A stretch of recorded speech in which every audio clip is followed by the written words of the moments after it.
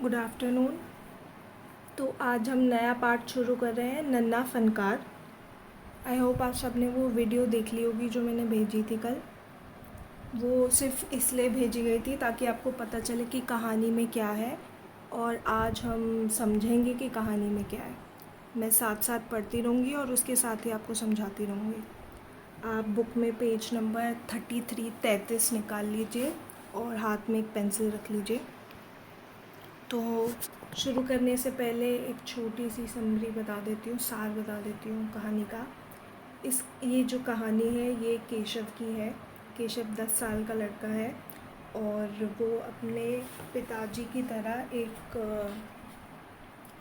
तराशने वाला है, और वो पत्थरों पे नक्काशी करता है, उसको तराशता है, मतलब उनको शेप वगैरह देता है औज़ार से। औज़ार में हथौड़ी आती है छोटी छोटी, और नुकीली चीज़ें आती हैं जिससे पत्थर में डिज़ाइन वगैरह बनता है।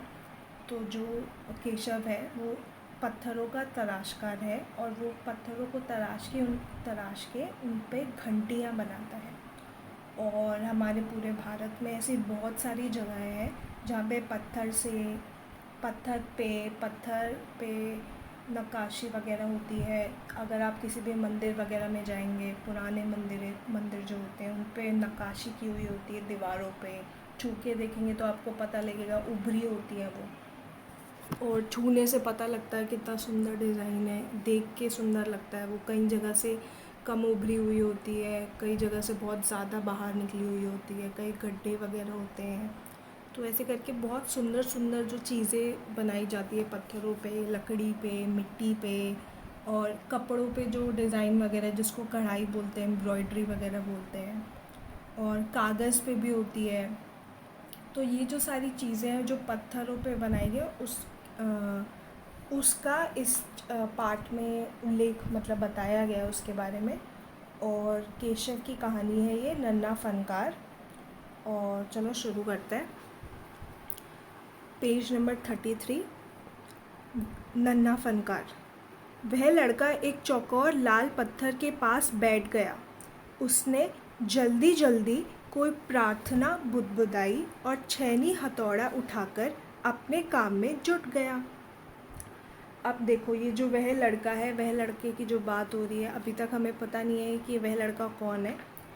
तो ये बोल रहे हैं कि वह लड़का एक चौकोर लाल पत्थर, चौकोर मतलब स्क्वायर, लाल पत्थर के पास बैठ गया। उसने जल्दी जल्दी कोई प्रार्थना, कोई प्रेयर बुदबुदाई। जब धीरे धीरे हम बात करते हैं तो उसको बुदबुदाना बोलते हैं। तो उसने धीरे धीरे अपनी प्रार्थना बोली और छैनी हथौड़ा उठाकर अपने काम में जुट गया। छैनी हथौड़ा जो होते हैं औज़ार वगैरह होते हैं, ये मैं आपको दिखा देती हूँ। हाँ, ये होते हैं छैनी हथौड़े। ये सारी चीज़ें होती है छैनी हथौड़े में आती हैं। ये देखो, ये सारी चीज़ें यूज़ होती है उसमें नक्काशी करने में, तराशने में। उसके बाद आगे चलते हैं। कुछ दिन पहले ही उसने इस पत्थर पर घंटियों की कतारें और कड़ियाँ उकेरना शुरू किया था। लड़के ने एक अधबनी अधूरी घंटी पर छैनी की नोक टिकाई और सावधानी पूर्वक हथौड़े से घंटी पर नक्काशी करने में जुट गया।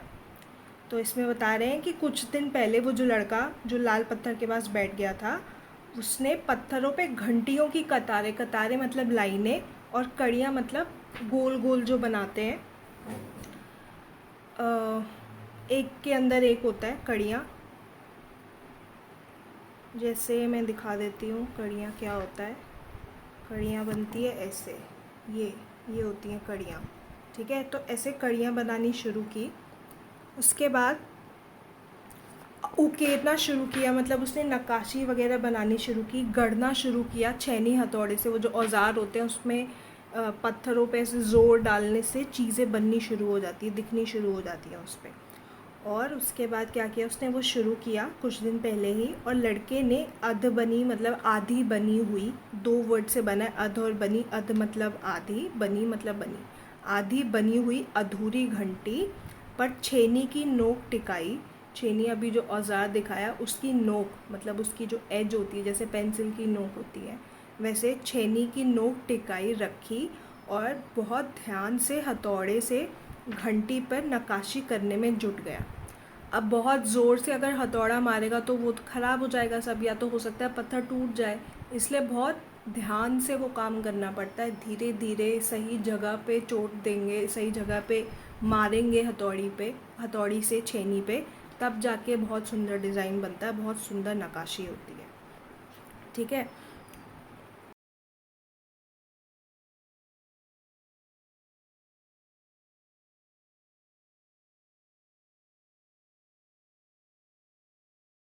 आगे बढ़ते हैं। हथौड़े के वार से पत्थर पर जो कटाव उभरता, उससे पत्थर की किरचें छितरा जाती और वह आंखें सिकोड़ लेता। साथ साथ धीमी आवाज़ में वह गुनगुनाने भी लगता।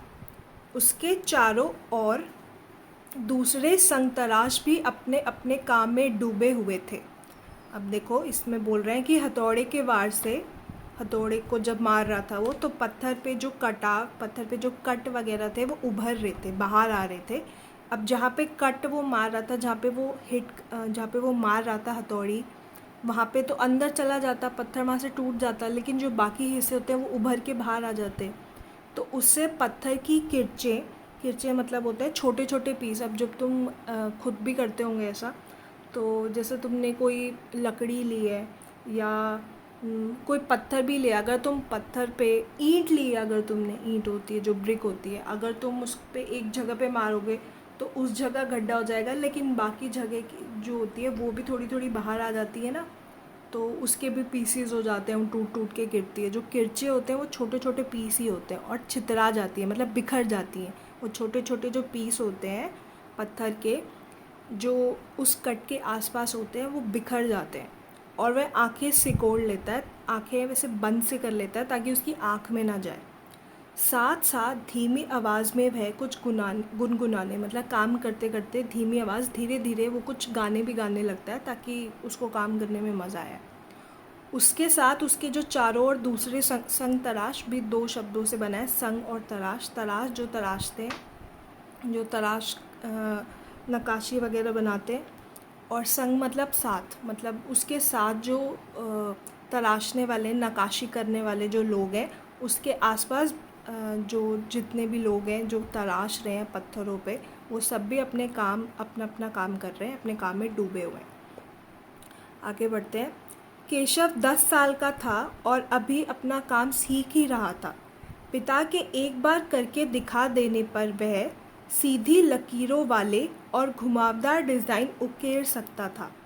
अब तक उसने नक्काशी का जो भी काम किया था, उनमें से इन घंटियों को बनाना ही सबसे ज़्यादा मुश्किल था।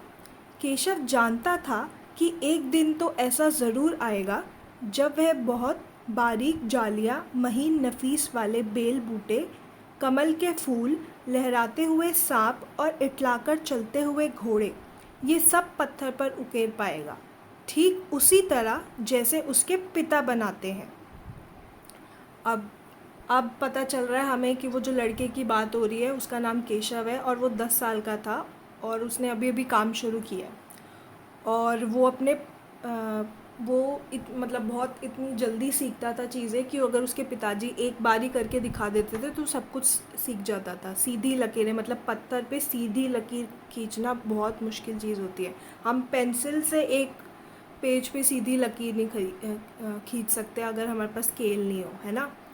तो सोचो ज़रा, पत्थर पे किसी मतलब ऐसी भी चीज़ नहीं है कि वो पेंसिल है, वो छेनी टूल टाइप किसी चीज़ है, उससे हथौड़े पे वार करते वक्त वो एक सीधी लकीर खींच सकता था। और घुमावदार डिज़ाइन, मतलब जो घूमते हैं डिज़ाइन, जैसे अभी मैंने वो दिखाया था, ये ऐसे घुमावदार ऐसे करके डिज़ाइन वगैरह, ये सारी चीज़ें हैं, वो सारी चीज़ें वो बना सकता था।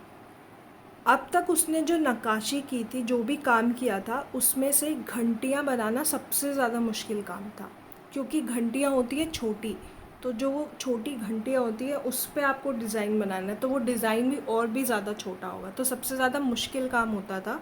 और केशव जानता था कि एक दिन ऐसा ज़रूर आएगा कि अपने पिताजी की तरह वो घंटियों पे बारीक जालियाँ मतलब ऐसे ऐसे करके बहुत बारीक बारीक पूरी घंटी पे ऐसे बहुत जालियाँ ऐसे ऐसे करके ऐसे, तो ऐसे बहुत बारीक जालियाँ और महीन नफीस बेल बूटे। महीन मतलब बहुत बारीक जो होते हैं, बहुत छोटे छोटे पतले पतले जो होते हैं वो। और नफीस मतलब बहुत बढ़िया, बारीक और बढ़िया। बारीक मतलब बहुत छोटे छोटे एकदम, सोचो ज़रा घंटी जितनी होती है उस पे कोई डिज़ाइन बना तो वो छोटा होगा तो और भी ज़्यादा मतलब शार्प की ऐसे नीट सा डिज़ाइन होता है और ऐसे ख़राब सा नहीं लगे, बहुत सुंदर सा बढ़िया सा। बेल बूटे मतलब बेल, पेड़ की जो बेल होती है, बूटे फूल वगैरह, तो मतलब वही कि जालियाँ और बेल और फ्लावर फूल वाले जो होते हैं, कमल के फूल बनाना, लहराते हुए सांप वाली के सांप में इतना घुमाव होता है, सांप ऐसा ऐसा ऐसा ऐसा होता है, तो वैसा डिज़ाइन पत्थर पे बनाना और भी मुश्किल काम। और इटलाकर चलते हुए घोड़े, इटलाकर मतलब मटक मटक के, मतलब उसका वो जो जैसे घोड़े वो बना रहा है अगर घंटी पे घोड़ा, तो घोड़े की कमर वो ऐसे ऐसे कर्व वगैरह दिखा रहा है कि वो ऐसे मटक मटक के चल रहा है, तो कितना मुश्किल काम है वो।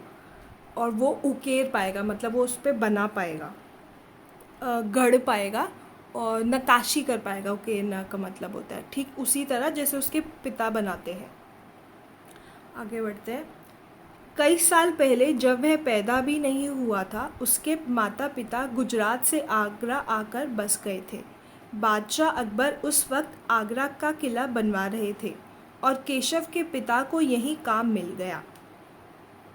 अब बात हो रही है कि केशव के जो पिताजी और माताजी हैं वो गुजरात के थे और वो वहाँ से आगरा आए थे काम करने के लिए, काम ढूंढने के लिए। और उस समय बादशाह अकबर का समय चल रहा था, मतलब भारत में ऐसा था आज़ादी से भी पहले, बहुत साल पहले। तो ये था कि हमारे भारत में महाराजा राजा वगैरह का राज था, सबके पास छोटी छोटी जगहें होती थी, बहुत सारे राजा होते थे।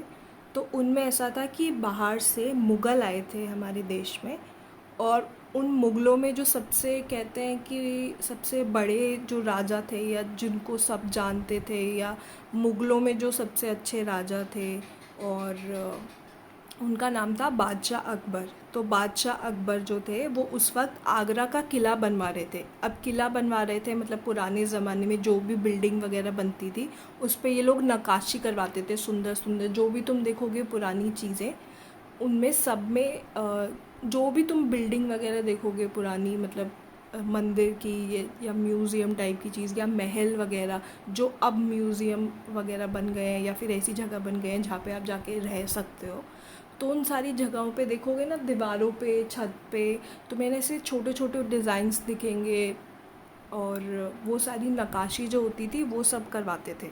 तो बादशाह अकबर उस वक्त आगरा का किला बनवा रहे थे, और केशव के पिता को, क्योंकि वो नक्काशी करते थे, पत्थरों पे नक्काशी करते थे, इसीलिए केशव को वहाँ पे काम मिल गया था, केशव के पिता को वहाँ काम मिल गया था।